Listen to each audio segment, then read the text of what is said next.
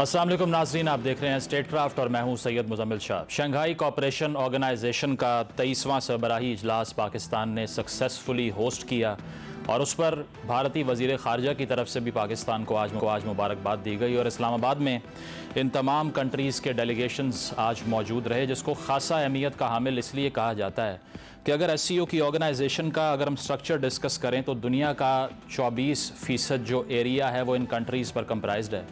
इसके साथ साथ 42% दुनिया की पॉपुलेशन इन SCO कंट्रीज़ में रहती है।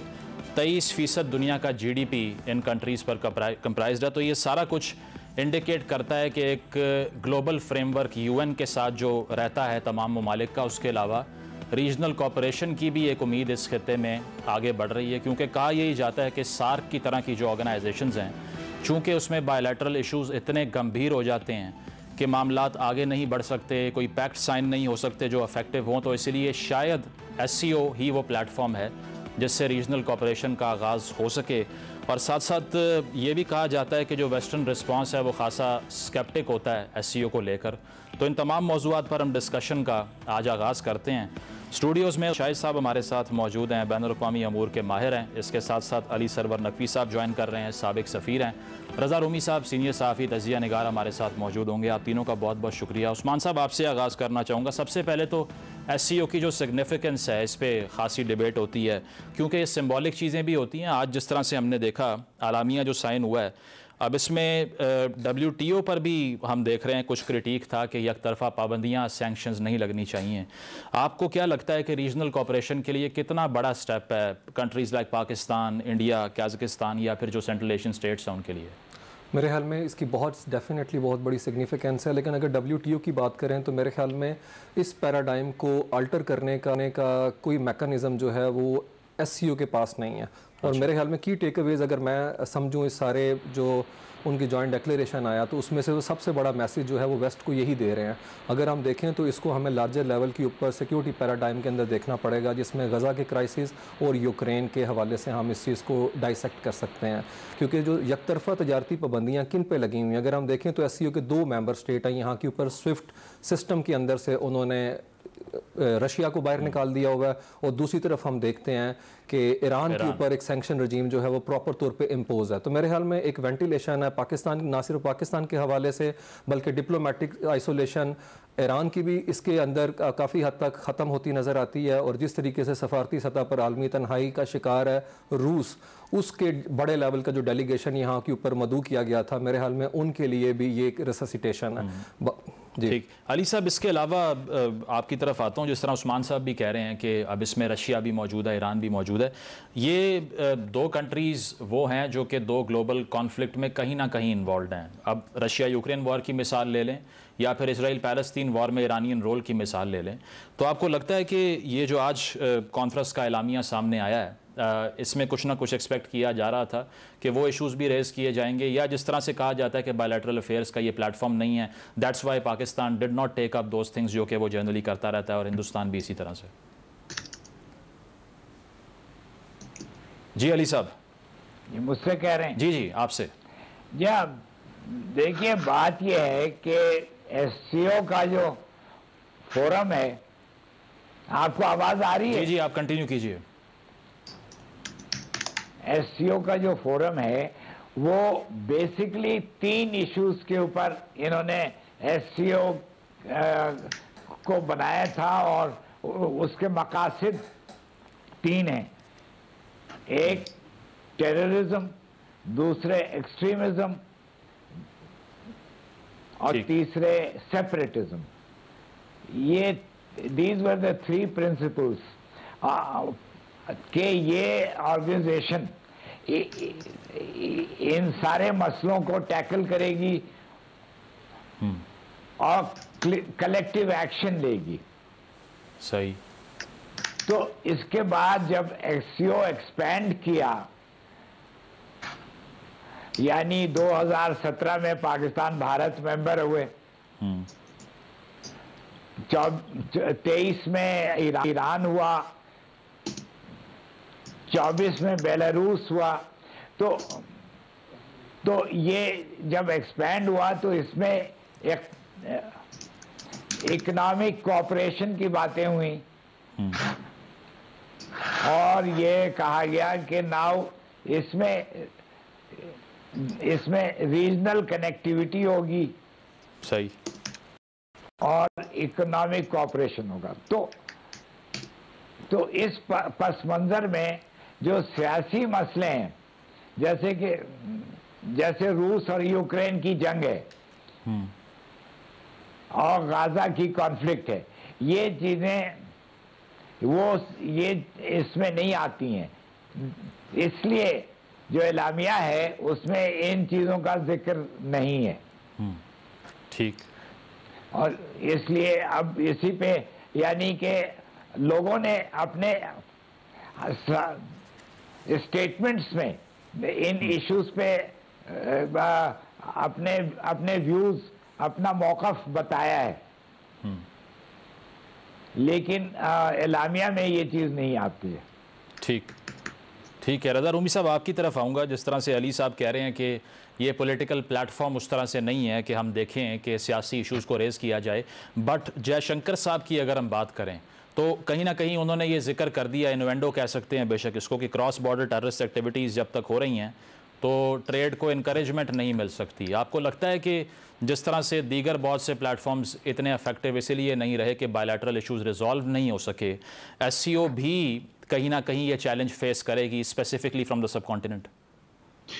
जी, बहुत ज़बरदस्त सवाल है मुज़म्मिल, क्योंकि यही बहुत बड़ा आने वाले सालों में या जो SCO की सिमत का तयन होगा वो इसी तरह से होगा कि किस तरह से यहाँ पे जो बड़े ममालिक हैं, मसलन पाकिस्तान और हिंदुस्तान, इसका तो आपने जिक्र हैं, और जिस तरह से आलमी भी बैलेंस ऑफ पावर बदल रहा है और उसमें इंडिया बहुत जिसे कहता है एक पक्का मगरिब का और अमेरिका का इत्तेहादी बन चुका है, तो वो फिर उसके चीन के साथ कैसे मामला आगे बढ़ेंगे।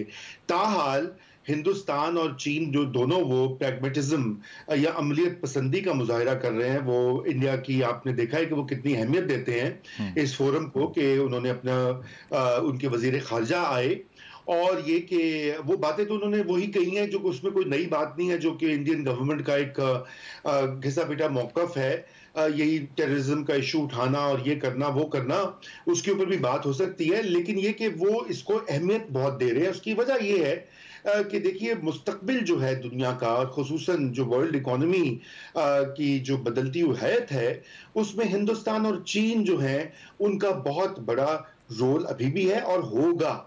और उसके अलावा आप रूस की भी देख लीजिए, जिस तरह से रूस ने भी अपने आप को काफी हद तक जो है उसकी माशी ताकत में इजाफा हुआ है, खुसूसन तेल और गैस का इन्हिसार जो है यूरोप का, मगरबी यूरोप का रूस के ऊपर, वो भी एक लेवरेज रूस के पास आई है।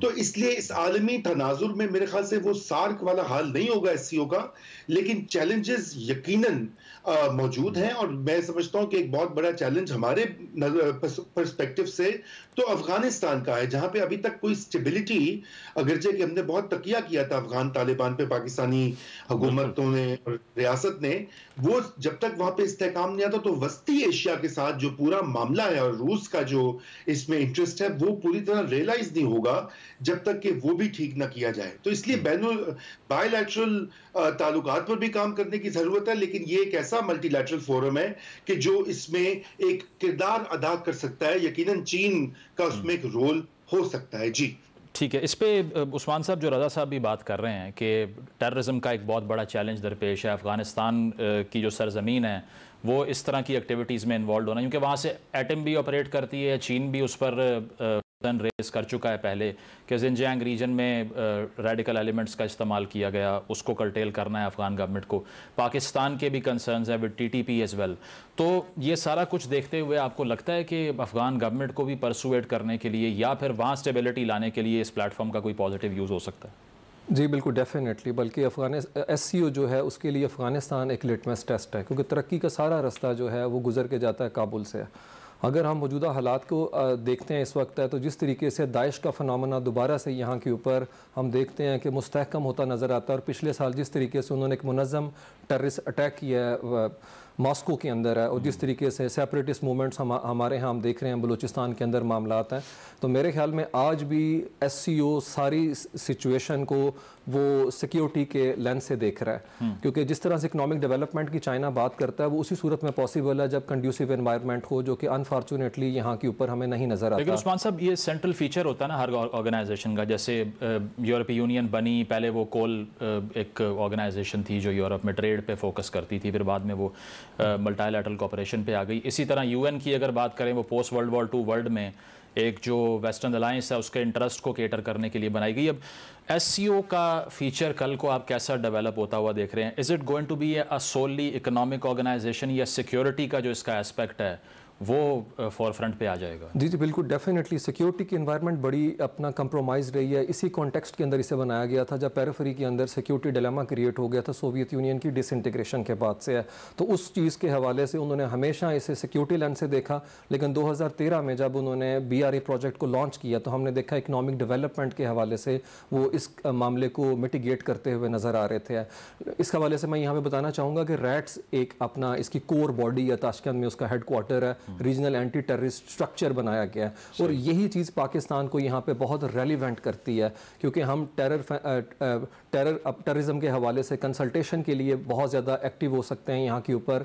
और दूसरा, हम पाकिस्तान वो वाहिद कंट्री है रीजन के अंदर जिसने अर्बन सेंटर के अंदर टेररिज्म को मैनेज किया जब ईस्टर्न बॉर्डर हमारा इंगेज था, और मलेशिया को लेके। तो मेरे ख्याल में रैट्स के हवाले से पाकिस्तान को काफ़ी हद तक जो है वो प्रोएक्टिव होना चाहिए। अली सरवर साहब, ये सेंट्रल एशिया की अगर हम बात करें तो पाकिस्तान की जो इनिशियल डेकेड्स थी उसमें तो उस तरह से हम ताल्लुकात कायम नहीं कर पाए। उसकी वजह यह है कि हम सीटो सेंटो की तरफ चले गए, वेस्टर्न अलायंसेस का पार्ट बन गए। अब आकर आपको लगता है कि जो उस वक्त न्यूट्रलिटी या नॉन अलाइन मूवमेंट भारत ने ज्वाइन कर ली, दोनों तरफ से फ़ायदा उठाया, दिस इज़ आवर चांस कि हम रिकन्सिडर करें अपने फॉरेन पॉलिसी पाथ को भी, और जो पोटेंशियल सेंट्रल एशियन स्टेट्स में मौजूद है उसको SCO के तहत हम इंगेज कर सकें? जी हाँ, देखिए, सेंट्रल एशिया एक पूरा खित्ता है जो कि लैंडलॉक्ड है, उसका कोई एक्सेस समुंदर का नहीं है। तो आप जो कह रहे हैं कि हमने वो सेंट्रल एशिया को पहले उससे रवाबित नहीं पैदा किए, तो वो दुरुस्त है, लेकिन उस वक्त सेंट्रल एशिया वो सोवियत यूनियन का हिस्सा था। तो वैसे भी हमारे सोवियत यूनियन से हमारे ताल्लुकात उस वक्त अच्छे नहीं हो सके, क्योंकि हम वेस्टर्न अलायंस के हिस्सा बन गए। लेकिन वो जो हकीकत है कि ये लैंडलॉक्ड है, ये लैंडलॉक्ड, वो अभी भी वही है हकीकत जो पहले थी। तो अब हमारे लिए बहुत पोटेंशियल है कि सेंट्रल एशिया से हम रवाबित करें, और अब हमारे पास कराची और गवादर और पोर्ट कासिम, ये कई हमारे पास सी आउटलेट्स हैं जिनको हम ऑफर कर सकते हैं सेंट्रल एशिया को। फिर सेंट्रल एशिया में गैस रिजर्व्स हैं, ऑयल, कजाकिस्तान में ऑयल रिजर्व्स हैं, तो हमें उनसे एनर्जी भी मिल सकती है। तो आई थिंक इससे हम पॉसिबिलिटी जो है, जो इम्कानात अच्छे हैं कि हम इनसे अपने रवाबित पैदा करें। और शंघाई कोऑपरेशन ऑर्गेनाइजेशन के तहत ये बहुत आसान भी होगा और कारआमद भी होगा। सही, मतलब कहीं ना कहीं मैं समझता हूँ कि वी शुड मूव अहेड। ठीक है, मतलब कहीं ना कहीं जो फॉरेन पॉलिसी बैलेंस हमें रिक्वायर्ड था वो इससे आ सकता है। रजा साहब, अता तारड़ साहब की मैं स्टेटमेंट देख रहा था, उन्होंने कहा कि it is an ice breaker between Pakistan and India. Do you see it in the same way as well? बेशक ये बायलैटरल प्लेटफॉर्म नहीं था, ना इस पर कोई बायलैटरल इंगेजमेंट हुई, but could this be an initiation of something जो कि जिसका इंतज़ार था पाकिस्तान को भी, भारत को भी? 10 साल के बाद यहाँ पर कोई फॉरेन मिनिस्टर आता है, तो आप अग्री करेंगे इनकी स्टेटमेंट से कि ये एक आगाज़ हो सकता है? देखिए मुजम्मिल, बात यह है कि एक बड़ा वाकया तो है। 10 साल का आपने जिक्र किया, 10 साल बहुत अरसा होता है कौमों की तारीख में। तो 10 साल के बाद एक वजीर खारजा का आना इंडिया के एक बहुत अच्छा कदम है, मैं समझता हूँ। और जो उन्होंने अपनी ट्वीट भी किया, उन्होंने पाकिस्तान का शुक्रिया भी अदा किया कि एससीओ को ऑर्गेनाइज करने के लिए, तो काफी एक डिप्लोमेटिक और प्रॉपर उनका वो था रवैया। और लेकिन ये कि अभी और यकीनन बर्फ पिघली है, इसमें कोई मुसाफे भी हुए हैं, तस्वीरें खिंची हैं, तो ये चीजें डिप्लोमेसी में मैटर करती हैं, हमेशा से करती थी और आजकल के जमाने में तो और भी करती हैं। मगर क्या ये कोई मुज़ाकरात की तरफ बढ़ेंगे दोनों ममालिक? मुझे लगता है फिलहाल ऐसा कोई इम्कान दिखाई नहीं दे रहा। और उसकी एक बहुत बुनियादी, मेरे ख्याल से पाकिस्तान की साइड से तो अब इतना बड़ा मसला नहीं है। पाकिस्तान की तो मौजूदा हुकूमत जो है, और बल्कि पाकिस्तान की इस्टेब्लिशमेंट का भी अब फर्क जो है इसके ऊपर अप्रोच है। वो तो चाहेंगे कि कोई कुछ इंगेजमेंट हो, क्योंकि पाकिस्तान के जो इत्तेहादी हैं मिडल ईस्ट में, यूएई और सऊदी अरेबिया, वो भी बैकडोर से ये चाहते हैं कि ये इंडिया पाकिस्तान अपने मामला तय करें। लेकिन हिंदुस्तान की जो मौजूदा हुकूमत है वो बहुत एक गैर लचकदार उनका रवैया है। और दूसरा, वहां पे जो सियासी अभी तब्दीलियां आई हैं, मोदी साहब की जो तीसरी हुकूमत है वो एक कोलिशन हुकूमत है। वहां पे वो अब उस तरह से शायद वो नहीं ले सकेंगे स्टेप्स, क्योंकि वहां की ऑपोजिशन फिर उनको वो कहेगी कि वो पाकिस्तान के यार हैं। जैसे आपको पता, यहाँ पे कहा जाता था कि जो मोदी का यार है। वैसे रजा साहब, ये वही डिबेट है ना कि अगर यूएस में हम देखें रिपब्लिकन्स आ जाएं, डेमोक्रेट्स आ जाएं, तो कोई इतना बड़ा फर्क नहीं पड़ता। Is it central to BJP के जो नॉन एंगेजमेंट की पॉलिसी है, या फिर ये इंडियन स्टेट का ही फैसला है, और अगर बीजेपी की ऑपोजिशन भी आ जाती तो तब भी कोई फर्क ना पड़ता अकॉर्डिंग टू यू? जी बिल्कुल, मेरे ख्याल से बीजेपी का इसमें ज्यादा, इंडियन स्टेट की बिल्कुल ये पॉलिसी है, लेकिन बीजेपी का देखिए, बीजेपी की एक मखसूस सियासत है जो कि जिसमें कि मजहब जो है एक सेंट्रल रोल अदा करता है। उनका जो आइडिया ऑफ नेशनलिज्म जो है, उनका जो आइडिया ऑफ इंडिया है, उसमें एक मजहबी जिसे कहना चाहिए टेंशन या मदाफरत जो है वो उसका कोर पर है। अब वहां पे चूंकि पाकिस्तान को देखा जाता है, पाकिस्तान है भी मुस्लिम मेजॉरिटी कंट्री, और वहां पे जो इंडियन मुसलमानों की तरफ रवैया है रूलिंग पार्टी का, तो फिर वो उसमें ये चीज कॉम्प्लिकेट हो जाती है। अगरचे कि मोदी साहब ने जो मिडिल ईस्ट के साथ ताल्लुकात बनाए हैं और बड़ी हद तक अपनी माशी कॉपरेशन को बढ़ाया, सऊदी अरेबिया हो, यूएई हो, कतर हो, दीगर ममालिक हो, तो वहां पे तो उन्होंने उसको बालाए ताक रख दिया, मजहब का वाला मामला। और मैं समझता हूँ कि इसलिए वहां भी फ्लेक्सिबिलिटी है। लेकिन अब यही बात है कि हालात इतने हमने खुद भी खराब किए हैं, उन्होंने भी किए हैं, तो ताली बचती है। तो इसका हल भी इन दोनों ही ममालिक के जो लीडरशिप है उनको निकालना पड़ेगा। जी बिल्कुल, म्यूचुअल सोल्यूशन जो है वो रिक्वायर्ड है। अली सरवर नकवी साहब का मैं यहाँ पे शुक्रिया अदा करूँगा। एक ब्रेक शामिल करते हैं, और ब्रेक के बाद उस्मान शाहिद साहब, रज़ा रूमी साहब हमारे साथ मौजूद होंगे, और जो अमेरिकन रिस्पॉन्स है टूवर्ड्स द एससीओ समिट उसको डिस्कस करेंगे after the break. Welcome back नाजरीन। एससीओ कॉन्फ्रेंस से मुतल्लिक हमारी गुफ्तगू जारी है, और एक आम तासुर ये डेवलप होता है कि एक अल्टरनेटिव है वेस्टर्न अलायंस को लेते हुए ये, और दूसरी चीज़ ये कि जिस तरह का यूएस रिस्पांस इस पर रहता है, क्योंकि ये भी कहा जाता है कि जो यूरेशियन कंट्रीज़ या यूरेशियन रीजन है वो as an alternative regional cooperation को देख रहा है, क्योंकि कहीं ना कहीं रिजर्वेशंस इन तमाम ममालिक के यूएनओ के स्ट्रक्चर के साथ मौजूद हैं, सिक्योरिटी काउंसिल के साथ मौजूद हैं। उस्मान साहब, आप अग्री करते हैं कि इसको ये कहना कि this is some sort of an anti western alliance सही होगा या एग्जैजरेशन है ये? नहीं, मेरे ख्याल में डेफिनेटली जो है ना, इट मेक सम सेंस है। उसकी रीज़न सबसे बड़ी ये है कि ख़ुद इसे वेस्ट जो है वो ईस्ट का नेटो जो है ना वो तसव्वुर करता है, और अगर हम यूएन की बात करें तो उसको बड़ा अनफेयर किस्म का सिस्टम जो है वो एससीओ डिक्लेयर करता है, क्योंकि जो international rational political and economic world order की बात करता है, चाइना स्पेशली अगर हम शंघाई स्पिरिट की बात करें, तो उसके अंदर फेयरनेस का एलिमेंट जो है वो बड़ा कंप्रोमाइज़ है, जिसकी तरफ निशानदेही करता है जॉइंट डिक्लेरेशन के तजारती जो अपना पाबंदियाँ हैं वो एक तरफा नहीं होनी चाहिए।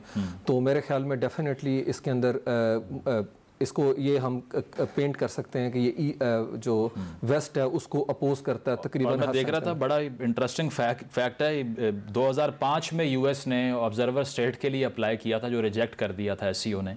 और आपको लगता है उस्मान साहब, कहीं ना कहीं जिस तरह से रिसेंटली ये जो कॉपरेशन आगे बढ़ रही है रीजनल, इसमें ये भी एस्पेक्ट डिस्कस होता है कि लोकल करेंसीज में ट्रेड करनी चाहिए ताकि डॉलर डिपेंडेंस कम हो जाए हमारी, ये अचीवेबल है? मेरे ख्याल में 2019 के अंदर जब इमरान खान साहब थे तो उन्होंने समिट इजलास से वर्चुअल सेटिंग के अंदर तकरीबन यही बात की थी कि लोकल करेंसी के अंदर करें, लेकिन मेरे ख्याल में इतना आसान नहीं है इंटरनेशनल स्विफ्ट जो सिस्टम है डॉलर का उसको बाईपास करना। हम देखते हैं कि ईरान भी जो तजारत करता है अपने तमाम SCO मेंबर स्टेट्स के साथ वो बार्टर सिस्टम के थ्रू करता है, और रशिया के मामले में भी हम देखते हैं कि कोई ऐसा पॉसिबिलिटी नहीं है। वो क्लेम तो करते हैं ऐसा नहीं होना चाहिए, लेकिन उसका कोई अल्टरनेटिव चीज़ इनके पास मेरे ख्याल में कोई ऐसा नज़र नहीं आती। तो मेरे ख्याल में ये विशफुल थिंकिंग है इनकी है, लेकिन प्रैक्टिकल मैनिफेस्टेशन जो है ना सजेस्ट अदरवाइज। रज़ा साहब, आप चूँकि US अफेयर्स को खासा गहराई से देखते रहे हैं, इसमें मुझे याद है यूरोपियन काउंसिल ने भी ये बयान दिया था कि ये एंटी नेटो अलायंस है। इसके साथ साथ US की रिजेक्शन की हमने बात की ऑब्जर्वर स्टेट के लिए। रीसेंट जो US रिस्पांस है वो भी इंटरेस्टिंग है कि उन्होंने पहले तो कहा कि रीजनल कोऑपरेशन गोल्स अपने अचीव करने के लिए होनी चाहिए, लेकिन मैथ्यू मिलर ने साथ कोट एंड कोट ये कहा states must strictly adhere to international law without violating the sovereignty of the other nations. अब पहले तो ये आयरॉनिकल है कि US कह रहा है कि सॉवरेनिटी वायलेट ना करें किसी और मुल्क की, बट ये रिस्पांस कैसा लगा? ये न्यूट्रल है या फिर इसमें कहीं ना कहीं इंटेंट दिखाई दे रही है ऑपोजिशन की? देखिए, बात ये है मुज़म्मिल के मेरे ख्याल से ये न्यूट्रल तो नहीं है। कोई भी चीज न्यूट्रल नहीं होती, आपको पता ही है। दुनिया में आप कोई भी पोजीशन ले लें उसकी कोई ना कोई एक पोजीशन थी। लेकिन जो आप पहले बात कर रहे थे, मैं उस पर पहले कमेंट कर लूं। देखिए, बात ये है कि दुनिया में जो आलमी इंटरनेशनल रिलेशंस का जो ऑर्डर है वो पिछले तकरीबन 2-3 दहाइयों में उसमें बेतहाशा तगय्युरात आ रहे हैं। ये कोल्ड वॉर के बाद यही ख्याल था कि दुनिया एक यूनिपोलर वर्ल्ड बन गई, आपको पता है, बड़ा उस पर चर्चा हुआ।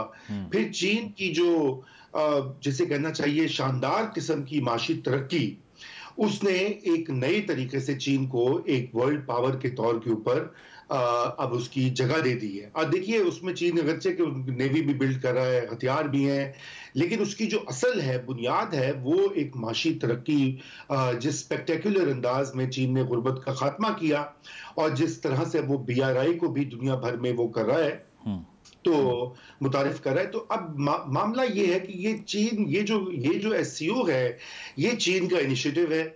और ये जो दीगर जो वेस्टर्न लिबरल ऑर्डर जो था दूसरी जंग अजीम के बाद, ये एक तरह से उसका एक रिस्पॉन्स भी है। वो कह रहे हैं कि अच्छा, आपने अपने बहुत सारे इदारे बनाए हुए, IMF, वर्ल्ड बैंक, ये वो वगैरह वगैरह, तो ये अब एक SCO भी एक प्लेटफॉर्म हो, क्या G8 और इधर उधर, तो ये भी बनेगा। तो ये एक तरह से मुतबादिल जो दुनिया की बदलती हुई दुनिया की एक निशानदेही करी। मैं इसको एंटी वेस्ट एज सच नहीं कहूंगा, लेकिन मैं उसको ये जरूर कहूंगा कि ये अपनी जो हिंदुस्तान और चीन और रूस की जो उभरती हुई एक जगह है दुनिया में, ताकत है, ये उसका मजहर है। और ये अच्छी बात है कि पाकिस्तान इसका हिस्सा बन चुका है और पाकिस्तान इसको होस्ट भी किया है। रज़ा साहब कहते हैं ना वो द फ्यूचर इज ईस्ट वाली बात, वो तो आप ठीक कर रहे हैं, लेकिन मुझे याद है इनिशियल डेज में, क्योंकि पहले ये शंघाई ग्रुप था लेट 90s में, उसके बाद में जब SCO बना तो मैंने पढ़ा ये कि इनके जो अर्ली डेलीगेशंस थे जो आए, कहीं ना कहीं इस पर डिबेट हुई कि लिबरल डेमोक्रेसी का जो स्प्रेड है दुनिया में उसको भी कर्टेल किया जाएगा।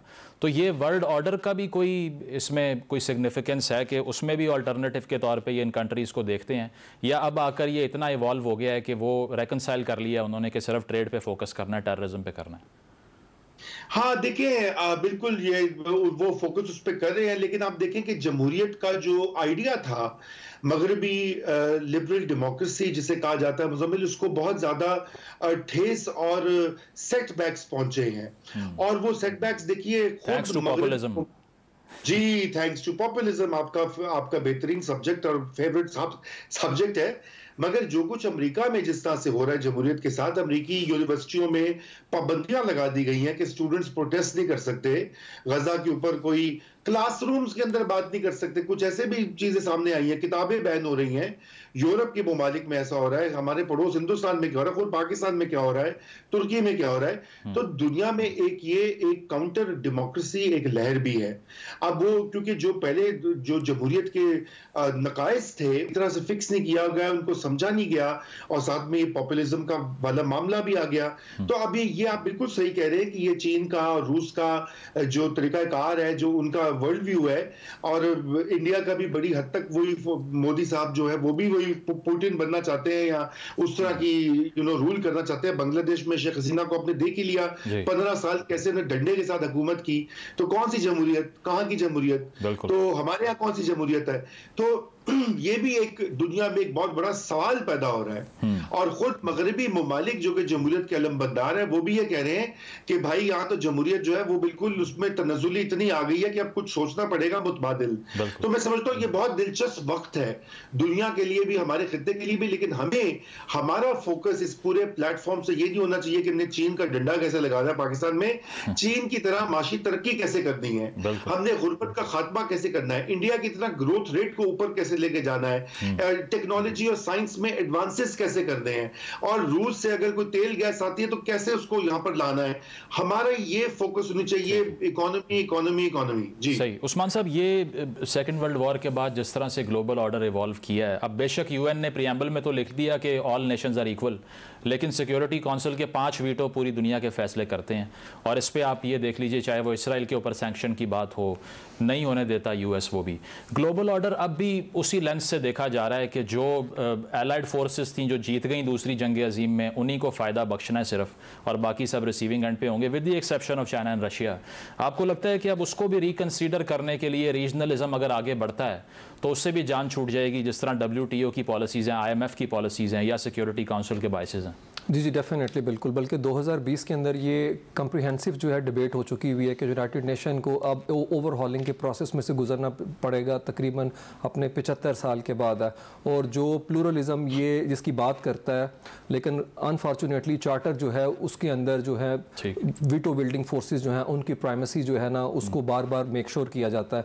बल्कि इंडिया इसके अंदर बड़ा स्टांस सपोर्टर नज़र आता है कि इस पूरे प्रोसेस को रिवाइटलाइजेशन करने की ज़रूरत है। हम देखते हैं इसीलिए ये पैरेलल मॉडल जो है, रीजनल ऑर्गेनाइजेशन का फिनोमेना जो है वो काफ़ी ज़्यादा हमें दुनिया के अंदर जो है वो पेनिट्रेट करता हुआ नज़र आ रहा है। कि यूनाइटेड नेशन जो है वो डेफिनेटली एक मल्टीलैटरल फोरम है, और कोविड के बाद मल्टीलैटरलिज्म की एक वेव आती है। लेकिन हम देखते हैं कि ये फोरम जो है गजा के क्राइसिस के अंदर, इवन 2003 के अंदर जब इराक वॉर हुई थी, तो हमें टोटल जो है इम्पोर्टेंसी के अंदर नज़र आता है किसी तरीके से। तो मेरे ख्याल में ये एक हाई टाइम है जिसके अंदर डेफिनेटली यूनाइटेड नेशन जो है, और स्पेशली सिक्योरिटी काउंसिल को लेके जिस तरीके से बात हो रही है कि एम्पावर किया जाए जनरल असम्बली को, ना कि एक ऐसा फोरम जो अपने आप को शोकेस करता है कि डेमोक्रेटिक फोरम है, लेकिन उसके अंदर इंटरनेशनल कम्युनिटी जो 190+ कंट्रीज जनरल असम्बली में बैठे हुए हैं, उनकी बात को फ़ौरन से पहले रिबटल दे देता है। और वीटो को हमेशा एक अपना क्या कहते हैं इस्तेमाल किया गया एक वेपन के तौर पे, जिस तरह से अमेरिका को हम देखते हैं कि वो सेफ गार्ड कर रहा है इसराइल को, so is the case with Russia कि वो कंट्री जो खुद सैबोटाजर है, जो मसला क्रिएट कर रहा है, वही वहाँ के ऊपर जो है वो हमें बैठा नजर आता है। बिल्कुल अल्टरनेटिव इसका तलाश करने की ज़रूरत है। लेकिन इसके अलावा जो मसाइल हैं इन तमाम कंट्रीज़ के जो SCO मेंबर्स हैं, उसको कैसे एड्रेस करना है और उसकी ट्रेड की प्रमोशन के लिए क्या हो सकता है, इसको हम डिस्कस करेंगे। एक ब्रेक शामिल हैं, ब्रेक के बाद वापस आएंगे। Stay with us. Welcome back नाज़रीन। SCO के इजलास से मुतल्लिक हमारी गुफ्तगू जारी है, और वफाकी वज़ीर बहरी अमूर कैसर अहमद शेख साहब ने भी हमें ज्वाइन कर लिया है। कैसर साहब, शुक्रिया आपके वक्त का। बेशक बायलैटरल कोई इशू इसमें रेज़ नहीं हुआ, लेकिन एक तो कॉन्ग्रेचुलेट करना चाहिए गवर्नमेंट को सक्सेसफुली कंडक्ट करने को इस कॉन्फ्रेंस को। साथ साथ ये कि मैं देख रहा था चीन और भारत के दरमियान भी लद्दाख का मसला हो या स्कर्मिशेस होते रहते हैं, उसके बावजूद अगर फैक्ट्स एंड फिगर्स देखे जाएं तो 2023-24 का फाइनेंशियल ईयर जो है $118 बिलियन की ट्रेड की है चीन और भारत ने, और सबसे बड़ा ट्रेडिंग पार्टनर भी चीन ही था भारत का। पाकिस्तान के लिए, हिंदुस्तान के लिए, कीपिंग द कॉन्फ्लिक्ट्स असाइड, कुछ ऐसा इनिशिएट करने के लिए एक होप कह सकते हैं इसको कि हम भी एटलीस्ट अपनी मार्केट्स को फ़ायदा दे सकें, जो इश्यूज़ हैं उनको रिजॉल्व करने के लिए डिबेट चलती रहे। गवर्नमेंट क्या सोचती है इस पर? बिस्मिल्लाहिर्रहमानिर्रहीम। आज SCO कॉन्फ्रेंस बड़ी कामयाबी से मुनक़िद हुई, और ये पाकिस्तान के लिए बड़ी कामयाबी है, क्योंकि जो परसेप्शन पाकिस्तान का बाहर मुल्कों में दिया जाता है, उससे पता चला कि यहाँ पे जो माहौल हुआ, जिस तरह हमने अरेंज किया, और इतने ममालिक के वज़ीर आज़म, 7 ममालिक के और नायब सदर ईरान के और वज़ीर ख़ारजा इंडिया के, ये तमाम ममालिक जो कि 40% से ज़्यादा दुनिया की आबादी है उनके हेड ऑफ गवर्नमेंट्स आए। तो ये पाकिस्तान के लिए एक बहुत बड़ी कामयाबी है और बड़े अच्छे तरीके से लॉ एंड ऑर्डर मेंटेन रहा और कोऑर्डियल तरीके से ये कॉन्फ्रेंस हुई, एक दूसरे का पॉइंट ऑफ व्यू पता लगा। हमारे यहाँ जो कनेक्टिविटी है असल में सबसे ज़्यादा इम्पॉर्टेंट वही है। और मैं क्योंकि मैरी टाइम मिनिस्टर हूँ और मुझे पता है कि हम ये सेंट्रल एशिया के ममालिक लैंड लॉक कंट्रीज हैं और हमारी पोर्ट्स में गुंजाइश है, हमारे इर्द गिर्द की जो पोर्टें हैं ना उसमें गुंजाइश नहीं है इस वक्त। जो पोर्ट्स हैं दुबई की या सलाला की, तो वहाँ पे ऑलरेडी काफ़ी रश है और ईरान की पोर्ट्स में भी मसरूफियत है, लेकिन हमारे यहाँ डीप सी जो पोर्ट है उसमें ऐसी गुंजाइश है कि जिससे हम सेंट्रल एशिया के ममालिक में बड़ी आसानी से और कम्पिटिटिवली हम अपने ट्रांसशिपमेंट कर सकते हैं। तो ये सब ममालिक को इस बात का अंदाज़ा हुआ।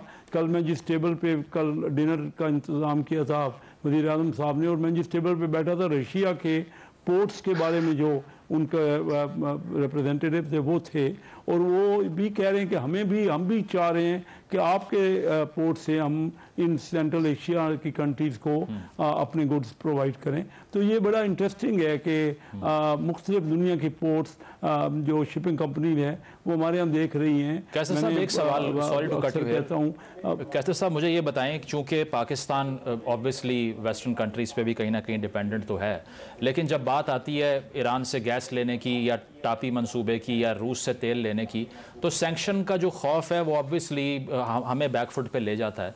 कुछ ना कुछ डिप्लोमेसी शुरू हो सकती है इस पे कि हम वेस्टर्न वर्ल्ड को भी ये एक्नॉलेज करवाएं कि हमारी एनर्जी डिमांड्स हैं, ये सैंक्शंस वगैरह की जिनकी वो बात कर रहे हैं, इसकी कॉस्ट हम बहुत बड़ी पे कर रहे हैं। कोई परसुएट कर सकते हैं इन इशूज़ पर उनको हम? जी बिल्कुल, देखिए ना, अभी तक तो हमने परसुएट करने की कोशिश की है लेकिन कामयाब नहीं हुए।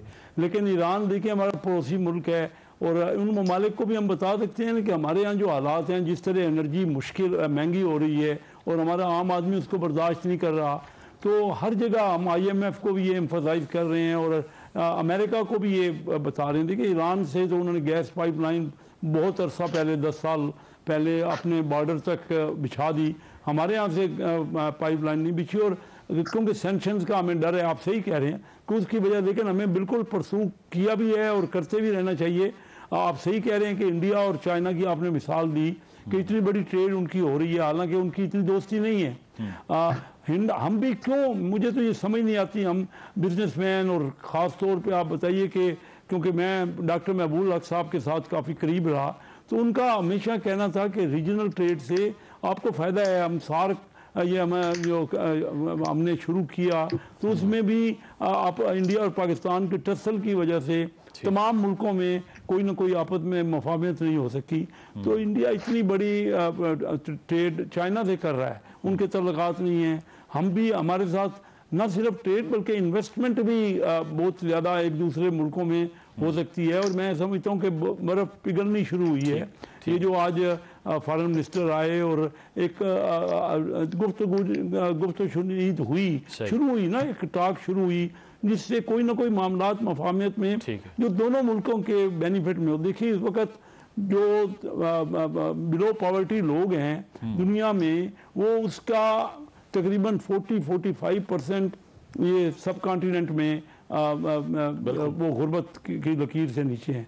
दुनिया में जितने भी गुर्बत की लकीर के लोग हैं उसमें 45% पाकिस्तान, इंडिया और बांग्लादेश में।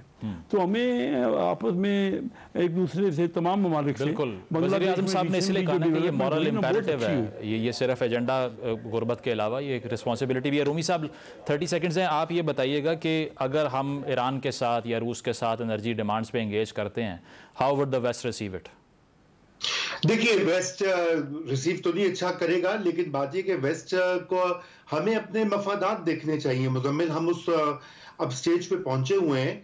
आखिर इंडिया ने भी तो ताल्लुकात रखे ना रूस और अमेरिका के साथ, दोनों के साथ चल रहा है, तो हम भी ये कर सकते हैं, फिर हम उनको ये कह सकते हैं।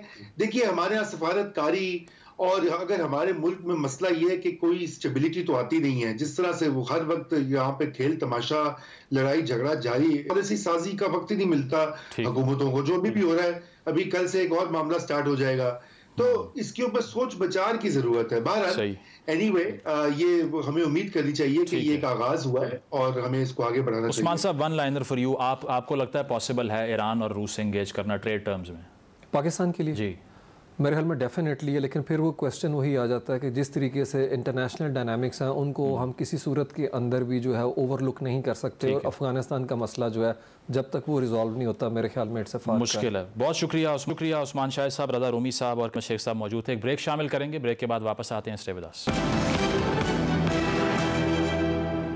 नाज़रीन, प्रोग्राम आपने मुलाहिज़ा किया, फीडबैक ज़रूर दीजिएगा। इजाज़त दीजिए, अल्लाह हाफ़िज़।